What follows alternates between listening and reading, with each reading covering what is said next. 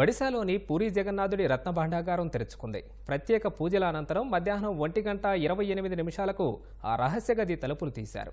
11 మంది ఈ ప్రక్రియలో పాల్గొంటున్నట్లు అధికారులు వెల్లడించారు. 46 ఏళ్ల తర్వాత తొలిసారి జగన్నాథుడి రత్న భాండాగారాన్ని తెరిచారు.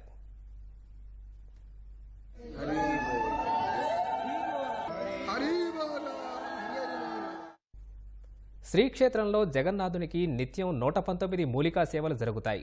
వాటిని నిర్ణీత వేళల్లో సేవాయత్లు చేపడతారు. ఎట్టి పరిస్థితుల్లోనూ సేవలకు అంతరాయం కలగకుండా భాండాగారం తెరిచేందుకు అధికారులు ముందుగానే ఏర్పాట్లు చేశారు.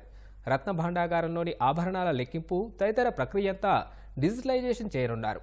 ప్రస్తుతం పూరీలో రథయాత్ర జరుగుతోంది. ఈ నెల 19వ తేదీ వరకు జగన్నాథ, బలభద్ర, సుభద్రలు ఆలయం వెలుపల ఉంటారు. ఈ నేపథ్యంలో ఆభరణాల లెక్కింపునకు ఎన్ని రోజులు పడుతుంది, అదే సమయంలోనే భాండాగారం మరమ్మతులు జరుగుతాయా అనే విషయాలపై స్పష్టత రావాల్సి ఉంది. లోపల విషసర్పాలు ఉండొచ్చన్న అనుమానంతో పాములు పట్టేవారిని, అత్యవసర వైద్యం కోసం వైద్యులను లోపలికి తీసుకెళ్లినట్లు సమాచారం.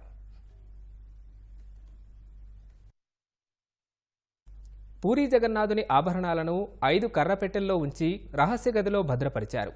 పూర్వం 3 లేదా 5 ఏళ్లకోసారి ఈ గది తలుపులు తెరిచి సంపద లెక్కించేవారు. చివరిసారి 46 ఏళ్ల క్రితం 1978లో లెక్కించగా 70 రోజులు బయట పట్టింది.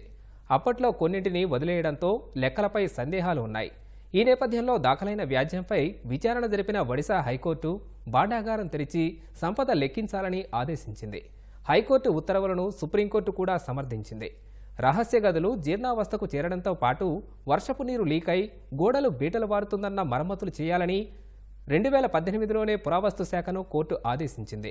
2019 ఏప్రిల్ 6న నాటి నవీన్ పట్నాయక్ సర్కారు నియమించిన 13 మందితో కూడిన అధ్యయన సంఘం సభ్యులు తలుపులు తెరవడానికి వెళ్లగా రహస్యగది తాళం చెవి దొరక్క వారు వెనుదిరిగారు. మరమ్మతులకు ఎలాంటి చర్యలు తీసుకోవాలో అధ్యయనం చేసేందుకు ఒడిశా ప్రభుత్వం జస్టిస్ రఘువీర్దాస్ కమిటీని నియమించింది. ఇంతలో డూప్లికేట్ తాళం చెవి పూరీ కలెక్టరేట్లో ట్రెజరీలో ఉన్నట్లు గుర్తించారు. మరోవైపు రఘువీర్ కమిటీ నివేదికను ప్రభుత్వం వెల్లడించలేదు.